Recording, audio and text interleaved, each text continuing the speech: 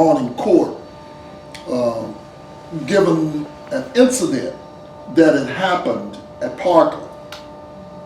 And it's called monkey mugs. So this Anglo vice president, who should have known better, rewarded her staff and the African Americans with monkey mugs that she had purchased from Kroger.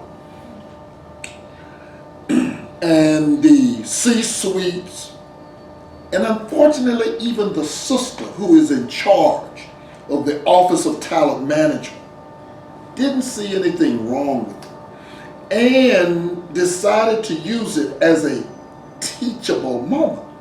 Well, as I told the court, I said if it would have been a SWAT sticker, no one would have said she uses it as a teachable moment. Right. But I guess that's what bothers me. That whole and a spook who sat beside the door, because we don't know our history. So when yesterday they asked me to be a part of a press conference, I said I can't do that. First of all, because you've hijacked Juneteenth. Oh yeah. Okay? All of a sudden, I see flags that are not red, black, and green, but represents pride, the gay community, LGBTQ. And it's on Juneteenth.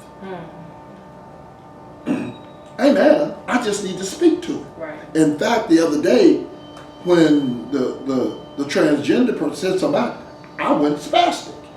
And when he stepped away from the microphone, she stepped away from the microphone, she said, "Ooh, I didn't mean to get you riled." I said, "You didn't." I'm just letting you know. Right. I'm letting history know. Right. You know, I recognize the difference. And so if I recognize the difference, then I'm sorry. I thought I'd turn this thing on. You know, I understand the difference in history. Right. And so it's an imperative. You know, all of a sudden, America, and Gil Scott, not Jill Scott, Gil Scott Heron used to say, you know, America leads the world in being shocked.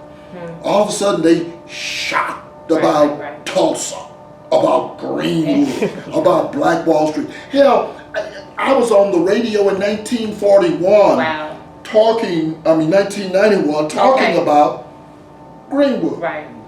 It was brothers who brought it to me. I've gone to Greenwood, Black Wall Street, and spoke long before there was any acknowledgement. Right. But as I took my court through the other 22 massacres, not riots, the difference between riots and massacres, know the history, is insurance companies don't pay on riots.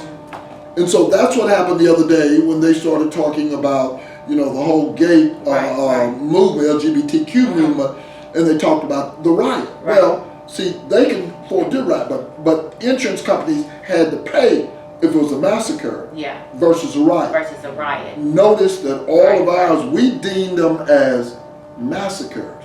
They called them riots. Even if you go back and do the newspaper account. So you just got to know the history. You got to speak to it. And that's the purpose of us being here today. We are here to stand in the gap to link the generations together. And when I first read about Commissioner John Wiley Price, I said, this man is phenomenal. I did a survey, went around. You know who Commissioner Price is? Asking my generation. Your generation was called the silent generation, which means that y'all were supposed to be seen and not heard, right?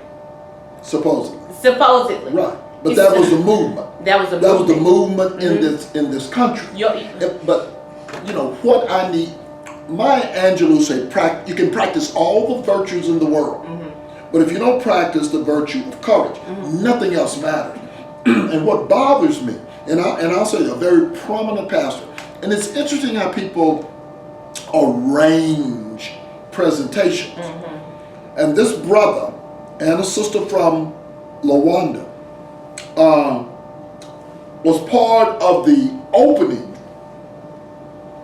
of the Holocaust Museum across the street. Really? Okay? Yeah. They just spent, now they were on the other side of what we call 501L. I've been here 36 years. They were over there in a little area, Human Rights, Holocaust Human Rights Museum. They decided that they were going to build. They raised $80 million for that presentation. Wow. And so when they opened, they had they had their rabbi, they had a sister from Rwanda, and then they had a brother.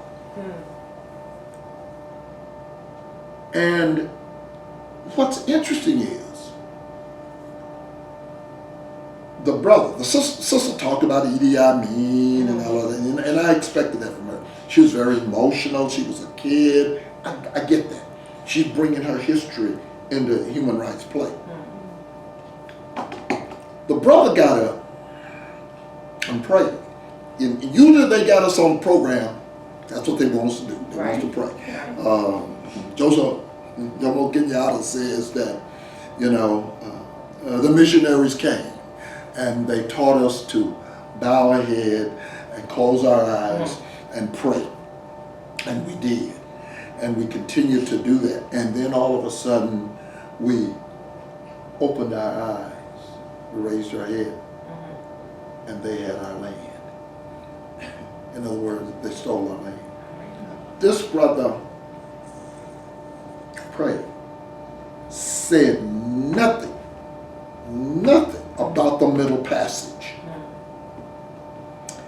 And I was sitting there. It was everything I could do. I was seeing it. I was there. I held it. But I made sure I posted up. So when they did their exit, I looked them in the eye. I said, brother, I find it peculiar. You can sit there and talk and pray to a God and never say nothing about our history. You could have woven it in. You were that conduit. Yes. And if nothing else, God let us understand that our histories are inextricably tied because the middle passage is where we lost. But if you don't understand